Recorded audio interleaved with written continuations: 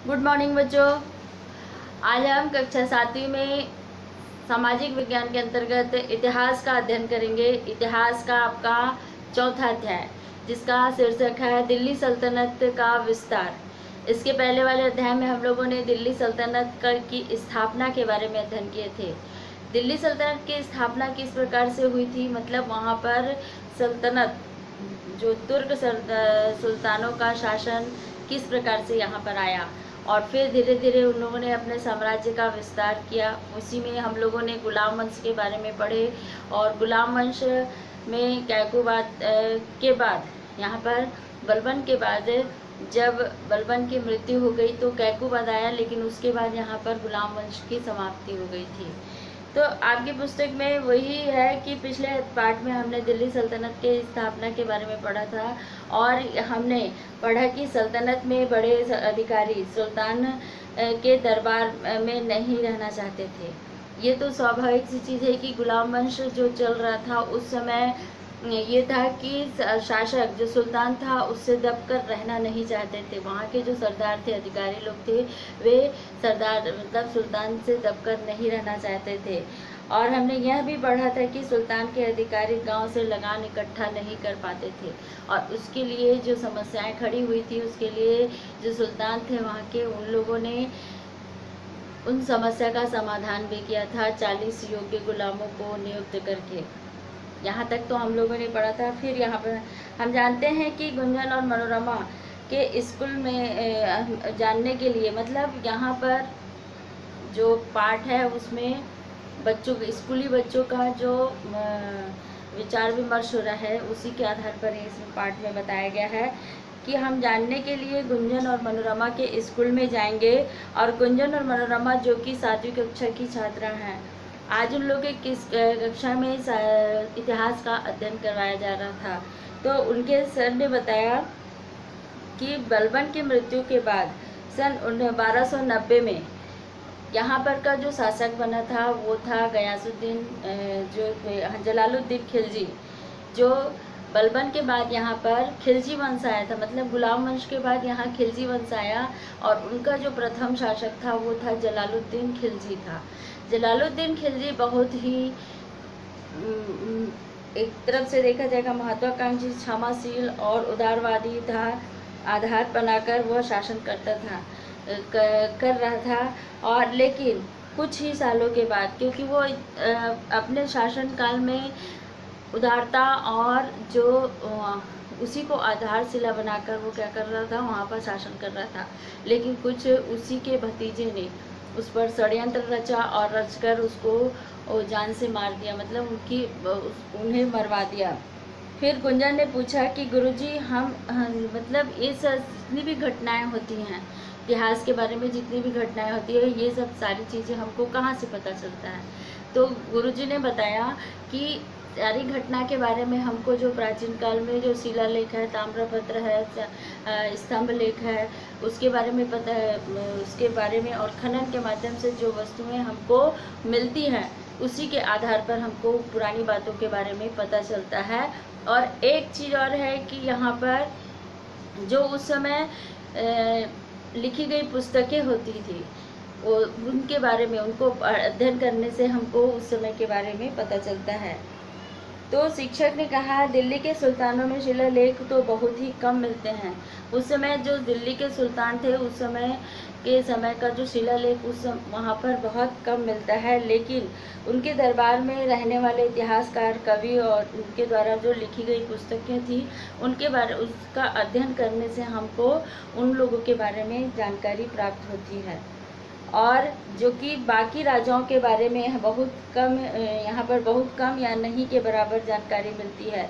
लेकिन सल्तनत काल में इतिहासकारों ने लगभग हर छोटे बड़े सुल्तान के बारे में काफ़ी विस्तार से लिखा था, क्योंकि उस समय जो थे, आप लोगों ने पढ़ा भी था, भाट, उस तो मध्यकाल का था। लेकिन राजा के दरबार में जो कवि होते थे या इतिहासकार लोग होते थे, उन लोगों राजा के बारे में और सल्तनत काल में जो राजा के बारे में वर्णन होता था उसको विस्तार रूप से लिखते थे। तो सल्तनत काल के बारे में अगर बता सकते हैं तो हम वहाँ उस समय लिखी गई पुस्तकों के बारे का अध्ययन करके। तो उसी समय जो सल्तनत काल में एक प्रसिद्ध फारसी जो कवि थे अमीर खुसरो, उनके द्वारा जो लिखी गई पुस्तक थी उसका अध्ययन करने से हमको उस समय के बारे में जानकारी मिल जाएगी।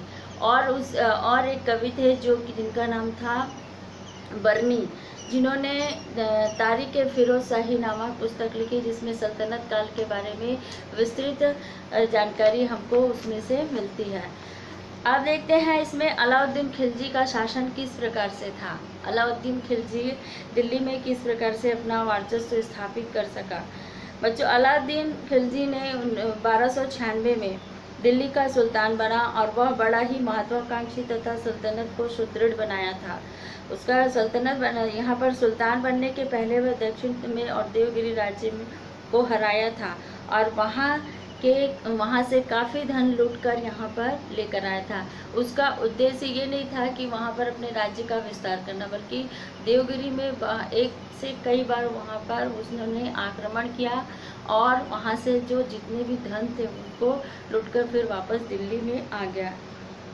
उस धन को वो केवल सेना को मजबूत करने के लिए, मतलब जो उनके पास जो सेनाएं होती थी युद्ध के लिए, उन सेनाओं को मजबूत करने के लिए उस धन का उपयोग करता था और उसी धन को जो उनके राज्य में जो अमीर थे उनको बांटता था। अमीर मतलब जो संपन्न परिवार, बड़े अधिकारी लोग होते थे उनको, ताकि वो लोगों को अपने पक्ष में वो कर सके।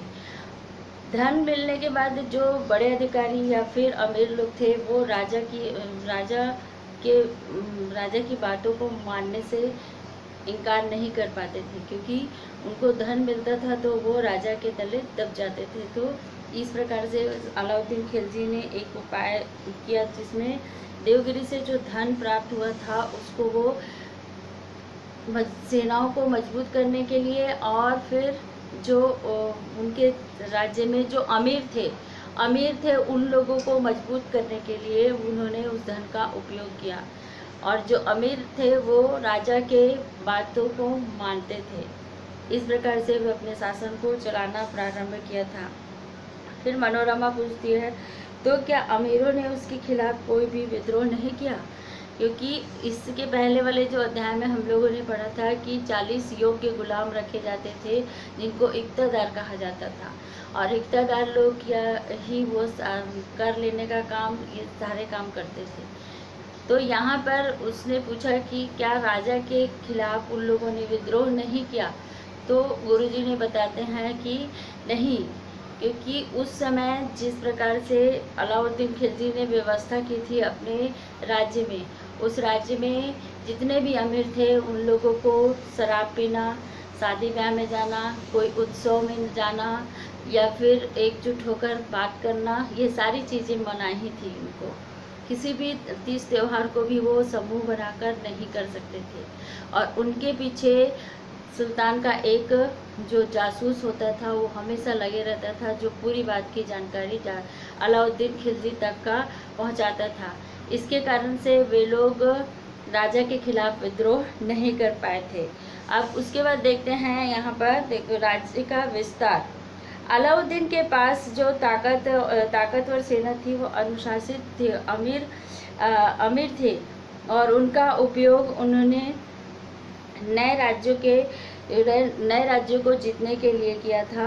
और सन 1299 में गुजरात पर विजय हासिल किया उसने, और उसके बाद यहाँ पर रणधौर तथा चित्तौड़ में व मालवा में के राज्यों को हराकर वहाँ पर से खूब धन लूट लिया और फिर वहाँ से फिर वो दिल्ली वापस आ गया। और फिर जो पराजित राजा थे वो पराजित राजाओं को उनका राज्य फिर से वो वापस कर दिया था। तो फिर इसमें देखेंगे अलाउद्दीन ने दक्षिण और देवगिरी में कई बार आक्रमण किया, किंतु उसे परास्त कर बहुत सा धन लूट कर लेकर आया था।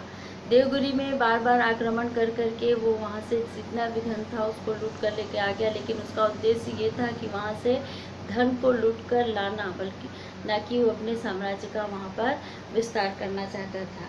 लेकिन देवगिरी को अपने राज्य में नहीं मिलाया। फिर भी वह लंबे अभियान में दक्षिण भारत के तमाम राज्यों को हराते हुए सुदूर दक्षिण और मदुरै तथा रामेश्वरम तक जा पहुंचा। इस दक्षिण अभियान का मुख्य उद्देश्य था साम्राज्य का विस्तार नहीं, बल्कि वहां से धन लूटकर लाना था। और उसी के आधार पर देखोगे जो धन मिला था उसको वो अपनी सेना के लिए और अमीरों के पीछे और राज्य का खर्च बाहर संभालता था। और उसके आधार पर जो राजा होते थे जिनको राज्य को वापस लौटा देता था, वो राजा लोग समय समय पर मतलब साल भर में एक बार उसको वो किसी भी विशेष प्रकार की भेंट देते थे। इस कारण से साम्राज्य को जीतने के बाद अलाउद्दीन ने उन्हें राज्यों के हाथ सौंप दिया तथा बदले में उसे हर साल उसे उपहार के रूप में कुछ न कुछ मिलता था। शिक्षक ने बताया कुछ हद तक तो यह बात ठीक है, लेकिन मगर शासन का अधिक खर्च किसानों से लिया जाता था और जिसमें जो लगान होता था, किसानों से लगान वसूल करने का जो तरीका होता था, इसमें जो राज्य का खर्च बाहर होता था वो लगभग किसानों के लगान से ही चलता था, क्योंकि जो लगान प्राप्त होता था वो सीधा राजा के संपर्क के जो अधिकारी होते थे उन लोग ही इस कर को वसूल करने का काम करते थे। उस समय जब देखे थे हम लोग तो जमींदार और सामंत होते थे या कोई और भी व्यक्ति होता था जो वहाँ से लगान इकट्ठा करके लाता था। किंतु अलाउद्दीन खिलजी के समय में यहाँ पर जो लगान की राशि होती थी वो उपज के जितना किसान का अनाज उपज होता था उसका आधा हिस्सा उसको लगान के रूप में देना पड़ता था। ये राशि बहुत होती थी, किंतु इसके बदले में देखोगे खाली राजा साल भर में 2 कर लेता था। इसमें था चराई कर और एक होता था भूमि कर। चराई कर भूमि कर 2 लेते थे, बाकी जो छोटे छोटे कर थे जैसे कोई उत्साह होता था या फिर त्यौहार होते थे उसमें या और कोई छोटे छोटे कर होते थे उनको राजा जो सुल्तान था अलाउद्दीन खिलजी उसे माफ़ कर दिया था किसानों का। खाली उनसे भूमि कर और चराई कर ही लिया जाता था। और लगान वसूल करने के लिए खाली राजा के जो सुल्तान के जो अधिकारी होते थे वे किसानों से सीधा संपर्क करके उनसे लगान वसूल करते थे। इससे जो वहाँ पर जो जमींदार थे या सामंत थे वो जो या फिर छोटे छोटे जो राजा थे उन लोगों का जो लगान वसूल करने का जो एक तरफ से बोला जाएगा जिम्मेदारी था वो धीरे धीरे उनकी समाप्त हो गई और सीधा संपर्क किसानों का सुल्तान से हुआ। यहाँ पर एक चीज़ और है कि सुल्तान अपने सैनिकों के लिए जो जितना भी धन प्राप्त करता था वो अपने सैनिकों के लिए लगाता था। उसके लिए सैनिकों को एक विशेष व्यवस्था की थी उसने कि भारतीयों को ऊंचे पद में दिया गया था और उसके आधार पर यहाँ पर सैनिकों के लिए बाजार को व्यवस्थित किया, जिसमें जो उनकी आवश्यकताओं की वस्तुएं होती थी बाजार को नियंत्रित करने के लिए जो वस्तुएं सैनिकों के लिए रोजाना जीवन में उपयोग में आने वाली जो वस्तुएं होती थी उसको वो व्यवस्थित बाजार बनाकर रखा था और उसका जो कीमत था उसको नियंत्रित करके रखा था। कम कीमत में व्यापारियों को ये आदेश दिया गया था कि जो भी सैनिक यहाँ से सामान लेगा उसे कम कीमत में सही तौल कर दिया जाएगा और उसके लिए अगर कोई इसे अधिक पैसा लेता है या कम तौल कर देता है तो उसे दंडित किया जाएगा। ये ऐलान किया था सैनिकों को व्यवस्थित करने के लिए उन्होंने बाजार को नियंत्रित किया था अलाउद्दीन ने। फिर उसके बाद यहाँ पर देखोगे जो सैनिक लोग थे उनको पहचान करने के लिए उन्होंने हुलिया प्रथा भी अलाउद्दीन खिलजी के माध्यम से दिया था कि वो अगर इस राज्य का सैनिक है तो वो अलग से पहचाना जाएगा। तो इसको एक विशेष प्रकार से उसका हुलिया होता था जिससे वो पता चल जाता था कि ये सैनिक अलाउद्दीन मतलब सल्तनत का दिल्ली सल्तनत का सैनिक है। और फिर उसके बाद यहाँ पर जो उनके जो सैनिकों के जो घोड़े थे उनमें दागने की प्रथा भी अलाउद्दीन खिलजी के समय से ही प्रारंभ हुआ था, जिससे ये पता चल जाता था कि युद्ध के लिए जो भी सैनिक अगर घोड़े का उपयोग करते थे तो घोड़े को पहचानना आसान हो जाता था। तो अलाउद्दीन के खिलजी के शासनकाल में हुलिया प्रथा, लगान व्यवस्था और जो घोड़ों को दागने की प्रथा, ये सारी प्रथाएं प्रचलित हुई थी, जिससे वे सैनिकों को व्यवस्थित करके एक शक्तिशाली साम्राज्य की स्थापना किया था। तो बच्चों, अलाउद्दीन खिलजी के बारे में आज हम लोगों ने पढ़ा। और इसके बाद है आपका जो तुगलक वंश। इसके बाद हम लोग पढ़ेंगे तुगलक वंश, जो भाग 2 रहेगा आपका। यहाँ तक का आप लोगों को अच्छे से अध्ययन करना है और जो छोटे छोटे प्रश्न हैं उसको निकाल कर आप अपनी कॉपी में लिखोगे, याद करोगे और भेजोगे। और एक चीज़ है, अगर अभी तक जो भी बच्चे कॉपी कंप्लीट नहीं किए हैं या छूट गया है, कोई भी लेसन छूट गया है, तो मुझे मेरे पर्सनल नंबर में आप उसे मंगवा सकते हैं। मैं बिल्कुल उसको फ़ोटो खींच के आपको कॉपी कंप्लीट करने के लिए भेजूँगी। ठीक है, थैंक यू।